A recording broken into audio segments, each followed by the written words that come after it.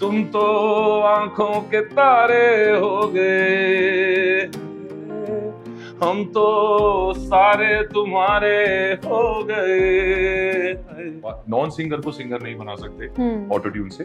Auto tune बहुत use होता है, हर जगह यूज होता है, बट एक आई थिंक जब मेरे को मेलोडी मिल गई थी, सबसे पहले मैंने धुन कंपोज की थी, उसके बाद उसके ऊपर सिर्फ लिखना था, and I was very sure. और अगर आप मुझसे पूछें, मेरी वन ऑफ द फाइनेस्ट, बात मिलने की नहीं होती, बात मैं वैसे भी काफी अपने में रहता हूँ, थोड़ा इंडस्ट्री की चमक दमक से थोड़ा दूर रहता हूँ। मैं बम्बई शहर में शिफ्ट नहीं होता, मैं सिर्फ शिफ्ट नहीं हुआ।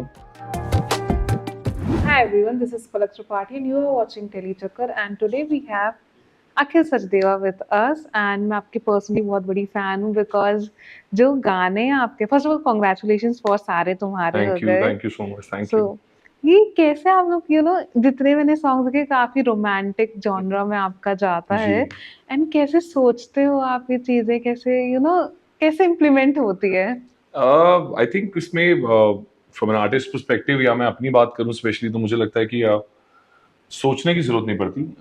ये दिल के काम होते हैं, ये रूहदारी काम है। और जिस तरह की मेरी आवाज़ है और जिस तरह का मेरा हमेशा से कंपोज करने का एक स्टाइल रहा है या लिखने का एक तरीका रहा है, आई थिंक मैं उसको मेंटेन रखता हूँ, बहुत जेन्युइन रहता हूँ और बहुत ऑनेस्ट रहता हूँ अपनी अपनी कैपेबिलिटीज पर। और मुझे पता है मेरा ऑडियंस के साथ एक जो कनेक्ट है, तो मैं उसको बहुत ज़्यादा अपने जहन में रखता हूँ, और बस वही प्योर फीलिंग के साथ गाना बनाता हूँ। गाना अच्छा होना चाहिए, वो धुन आप जो भी सुने वो धुन घर लेके जाए और गुनगुनाए बार बार, और वो इजी रहे, कॉमन मैन उसको बार बार एंजॉय कर पाए। तो आई थिंक वो मेरा एक जो कनेक्ट है एक आम इंसान के साथ, वो वही वही है जो जिसने गानों को इतना बड़ा बनाया। एंड आई एम श्योर सारे तुम्हारों को भी इतना ही प्यार मिलता रहेगा। ये इस गाने का थॉट कैसे आया आपको?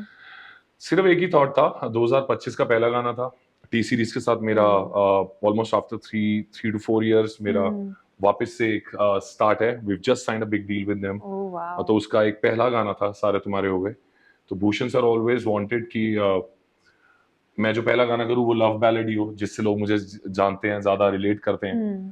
तो मेरा मन था कि मैं वैसा ही गाना बनाऊं जैसा सुन मेरे हमसफर था या तेरा बन जाऊंगा। हम्म। उसी तरह का ये एक सुंदर सा मेलोडी ऐसी होनी चाहिए कि आप याद रखें और वो एवरग्रीन हो जाए। तो आई थिंक जब मेरे को मेलोडी मिल गई थी, सबसे पहले मैंने धुन कंपोज की थी, उसके बाद उसके ऊपर सिर्फ लिखना था, and I was very sure. और अगर आप मुझसे पूछें, मेरी one of the finest songs overall लिखा हुआ और कंपोज किया हुआ, मुझे लगता है कि सारे तुम्हारे हो गए।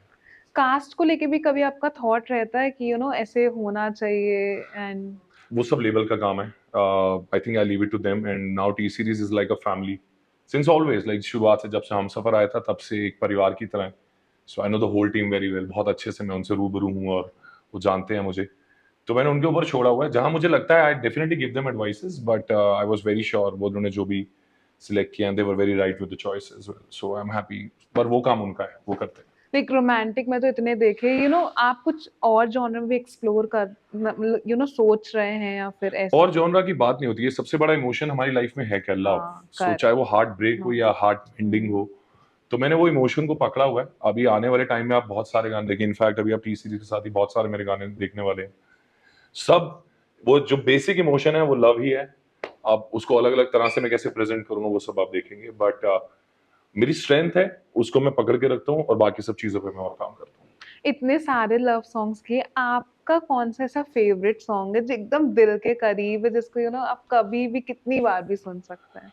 मैं एक्चुअली इट्स वेरी फनी कि मैं जब भी मेरा गाना रिलीज होता है, मैं उसके बाद अपने गाने ज्यादा नहीं सुनता हूँ, क्योंकि मैं गाने को बनाने के वाले प्रोसेस में मैं उस गाने को इतना जीता हूँ, और जब वो गाना हाँ बन जाता है करेक्ट। बिफोर द रिलीज, मैं अपनी वाइब्रेशंस बहुत देता हूँ गाने को सुन सुन के और उसके बारे में मैनिफेस्ट करके। बट गाने का रिलीज होने के बाद I leave it to the audience. तो एक गाना तो मैं कुछ भी नहीं बता पाऊंगा।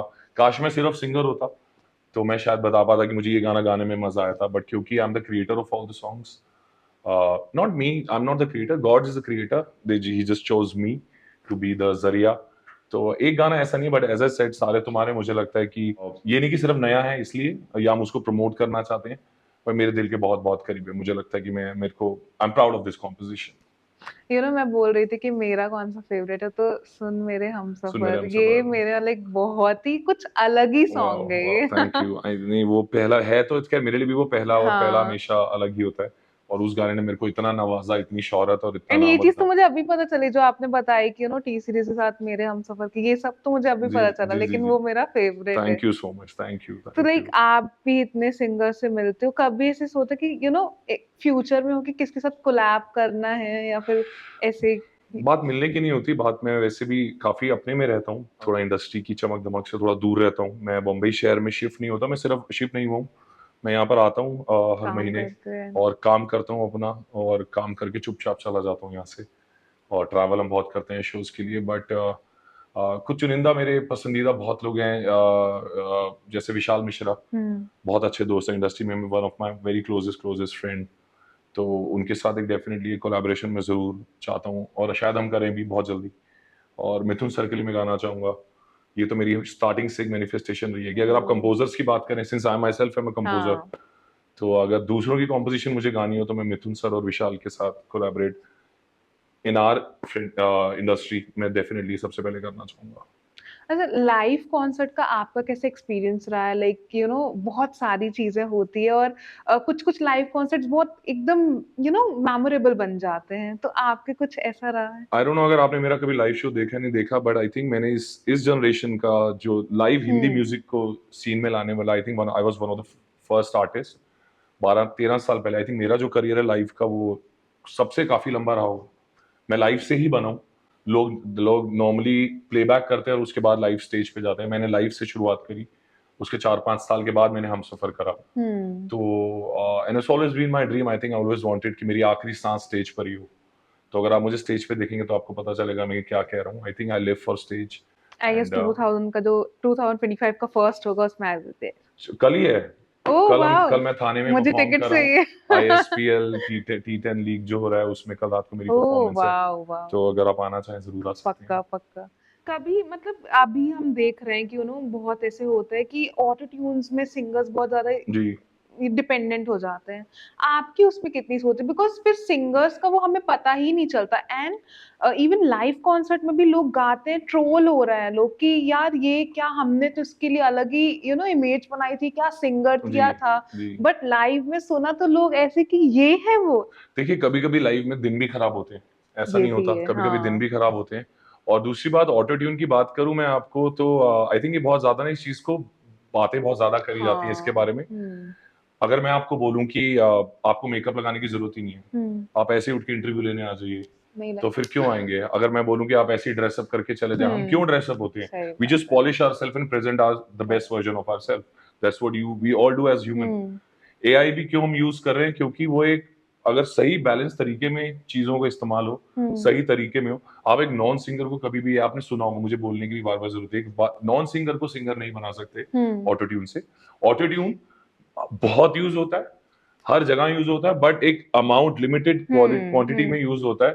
और उसको बैलेंस तरीके में यूज करना कि आप अपनी इस हम्म। गायकी को और खूबसूरत कैसे कर करेक्ट सकते हैं, वो correct. Basically it's like a makeup for you. तो वो वैसा है और वो जरूर यूज होता है, इसमें कोई शर्म वाली बात नहीं है, और हर कोई यूज करता है। राइट अमाउंट में यूज करना बहुत जरूरी है। कुछ लोग जो जो नहीं गा सकते, आप उनको सिंगर्स नहीं बना सकते ऑटो ट्यून के साथ। करेक्ट। आपका हमेशा से ऐसे प्लान था कि कंपोजर एंड सिंगर का, या फिर कुछ और सोचा था और यूनिवर्स ने ये आई सब वॉज दिया? Always wanting to be a cricketer. मैं बहुत अच्छा क्रिकेट खेलता था, मैं दिल्ली अंडर 16 खेला हुआ हूँ। और ये मेरा सपना रहा था, मेरे पेरेंट्स का सपना रहा था कि मैं एक बार इंडिया के लिए खेलूंगा। I was very good at it. But वो कहते हैं ना कि ऊपर वाला फिर एक इशारा देता है कि नहीं, आप इस चीज के लिए ज्यादा बेहतर हो। तो मुझे अभी कभी रिग्रेट नहीं होता। आई थिंक मैं हर एक लाइफ में ऐसा ही सोलफुल म्यूजिशियन बनना चाहूंगा, क्योंकि इससे ज्यादा हम्म। वो हाई और वो जो सुकून, वो कहीं पर भी नहीं मिल सकता। तो I but am I proud guess to be a musician. आप ट्राई कर सकते हो, सेलिब्रिटी क्रिकेट लीग भी होती है। मैं खेलता हूँ, मैं क्रिकेट लीग्स खेलता हूँ अपना, जहां जहां मुझे वक्त मिलता है तो मैं वो सब करता हूँ। But music will always be my first and last passion.